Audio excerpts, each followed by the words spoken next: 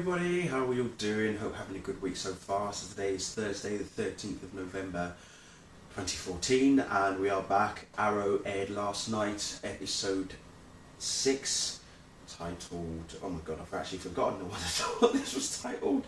Guilty. It's right in front of me, sorry. Yes, Guilty aired last night and not exactly an awesome episode. There were certain parts of it where it felt, you know, just do this for the sake of it kind of thing.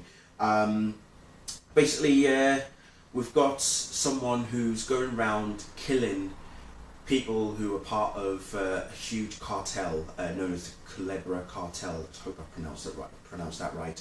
And when Oliver and his team, including Roy, who is seriously not on the game for whatever reason, I will get to that in a moment, who just hasn't got his mind on the job. They find a few of these members, strung up, and others, lying on the floor. It's just not a good sight at all. But we see a word painted out in blood on the floor that just simply says guilty. Now, what is also happening is that we also go back to Hong Kong, and Oliver is with Maceo, and they are awaiting China White's courier. He's obviously got something to deliver. Knowing that the courier is actually being tailed, he decides to take the jump on Oliver. Oliver chases after him and loses him. No idea where he's gone, but then doesn't realise that the package is itself. I say he loses him, but what actually happens is that said courier gets hit by a car, and he's out for the count. But Maceo is trying to search for the package that the courier is carrying and can't find it. Anyway, later on we find that Maceo's wife, none other than Katana herself, decides to help Oliver remember where he saw the courier hide the package. She doesn't want to, but she does it because she wants him out of her family's life.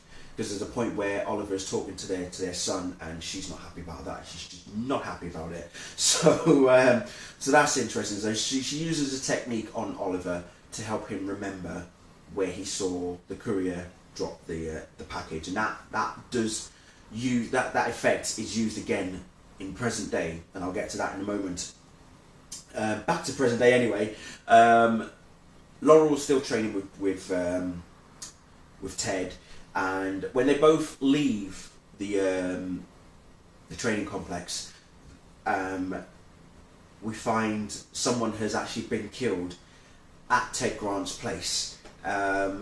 Only for us to realise that when Oliver is there, Ted comes to the gym and is thinking, okay, he thinks I've done it. Laurel then enters, and that's where all three of them are sort of like facing off. Laurel's telling Oliver, not obviously revealing to Ted Grant that that they know each other really, to back off. That as far as she's concerned, Ted hasn't done anything. He didn't kill this person, this, that, and the other. But then Ted starts to realise what's actually happening here is something that he was a part of about several years ago. He starts to realise there's a pattern forming with these people that are being killed.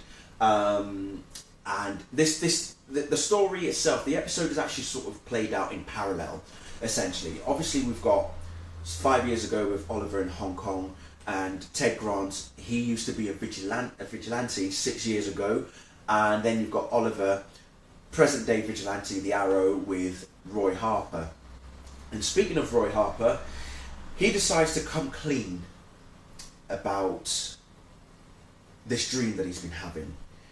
And he tells Felicity about this dream, and that's when Felicity starts to get a bit worried and think, okay, what is going on? Why are you having this dream? So he asks Felicity to test him for any traces of Mirakuru. It comes back clean, he's negative, but he still believes that he was responsible. I'm not sure if I should even say it. But yeah, I'm going to say it anyway. Roy believes that he's responsible for the death of Sarah Lance. And he eventually comes clean to the rest of the team. Laurel just can't even be in the same room as him. Eventually, Roy takes himself out of the team. He takes himself out of the equation. But Oliver doesn't know what to do. He doesn't know, should he somehow, have a chat with Roy, try and console him in some way, but right now he's more bothered about what's going on outside in Starling City with all these killings that are occurring. And that's where Ted Grant is still,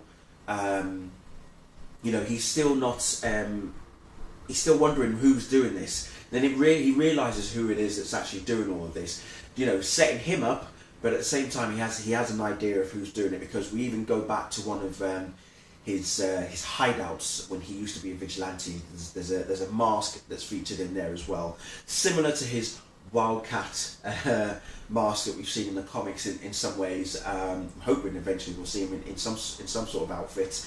But yeah, it's very strange, because he knows that he hasn't done any of this, but it still harkens back to his past, and his past has clearly come back to haunt him. And then it's all about, when we find out the person who was actually doing all of this, we realise that really what happened was that Ted didn't necessarily he abandoned this person, but at the same time he didn't have the faith to, what Oliver now realises is that because Roy is his sidekick, Roy is seen as a weapon in Arrow's arsenal. And that's where the nickname comes in already. So already Arsenal has already been bandied about, and Roy and Oliver think, that should be a good nickname for you. So towards the end of the episode, we realize, Oliver then realizes that, no, we've got to work this out. I want to help you. I want you to be better than, you are doing a good job. He feels that Roy is a good part of the team, because the technique that I mentioned at the beginning, where Masio's wife is helping Oliver to remember about the courier, Oliver does the same thing to Roy, to remember what really happened, because whilst Roy believes he killed Sarah, he actually didn't. So that's an interesting theory for me, because when I saw what happened at the end of last week's episode, I honestly thought, did he really do that? Did he really kill Sarah? But then we find that it wasn't Sarah that he killed. And so the killer is still out there. I'm still 100% certain it's Ra's al Ghul himself. A lot of people, everybody had their own theories about Roy killing Sarah.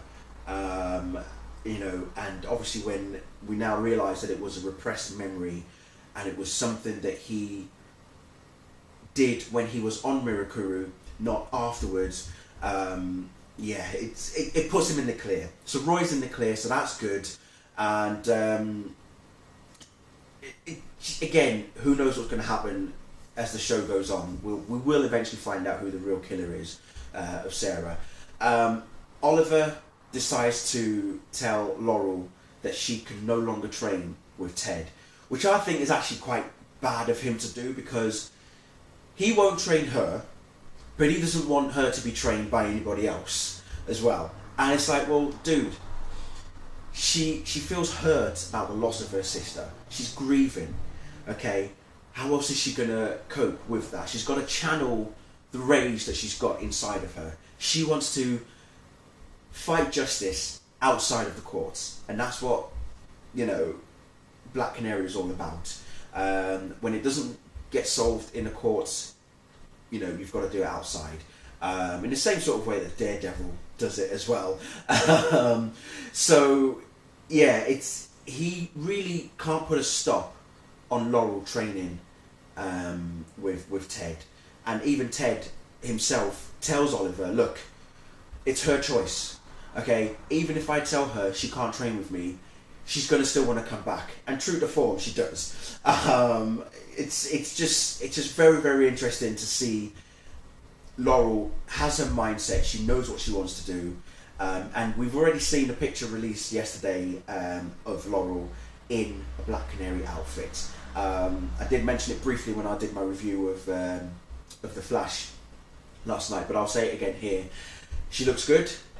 I hope eventually she'll lose the mask, because we know that Black Canary doesn't wear a mask anyway. So it'll be good to see how she performs in the outfit as well. But it looks great. You know, it doesn't have the fishnets or anything, which is fine. Totally okay with that, because at the end of the day, it's all about bringing it to a new updated version for TV and whatnot. So yeah, be interested to see exactly how this all goes. So I'm really looking forward to it. But yeah, that's pretty much all I can say from there. I'm going to leave it there for you anyway. And we've already had tidbits come out today and yesterday I believe, about the crossover episodes between The Flash and Arrow. The Flash episode titled Flash vs Arrow, and then the Arrow episode titled The Brave and the Bold. So it's due to come out the first week of December. Can't wait. Oh my god, this is going to be so awesome. Anyway, thank you all very much for watching. Apologies for letting this run a bit long, but there we go, it's me. Thank you, and see you all soon. Bye.